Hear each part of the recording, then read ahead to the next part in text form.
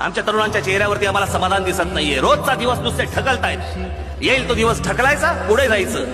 मिळेल ते शिक्षण घेतोय. शिक्षणाचा आणि नोकरीचा काही संबंध नाही. शिक्षणाचा आणि व्यवसायाचा काही संबंध नाही. मिळेल ती नोकरी पत्करायची का?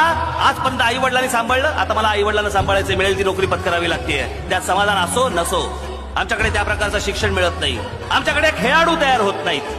आमच्याकडचा सचिन तेंडुलकर, त्याला खासगी प्रशिक्षक ठेवायला लागतो, आचरेकर सर. पण राज्य सरकार म्हणून कुठची अकादमी आमच्याकडे उभी राहत नाही स्पोर्ट्सवरती.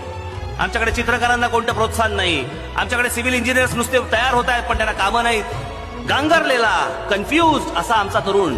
आमच्याकडचा महाराष्ट्रामधला मराठी माणूस आज भाड्याच्या घरात, आणि परप्रांतात जी लोक येणार ते आज स्वतःच्या हक्काच्या घरात, तुमच्या महाराष्ट्रामध्ये, तुमच्या हक्काच्या महाराष्ट्रात ते स्वतःच्या हक्काच्या घरात राहणार, आणि तुम्ही भाड्याच्या घरात.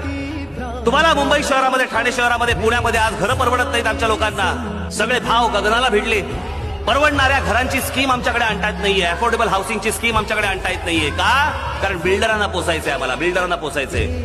काय राज्य म्हणायचं का काय म्हणायचं? काही कोणाचा तिकडे लक्ष नाही. हे राज्य माझं आहे, राज्यातली जनता माझी आहे. या राज्यासाठी मला काम केलं पाहिजे, विचारच नाहीयेत आमच्या लोकांच्या डोक्यात. आज मी जो महाराष्ट्राचा विकास आराखडा, जी ब्ल्यूप्रिंट अख्खी आणली आहे, त्या सगळ्या गोष्टी त्याच्यामध्ये आहेत.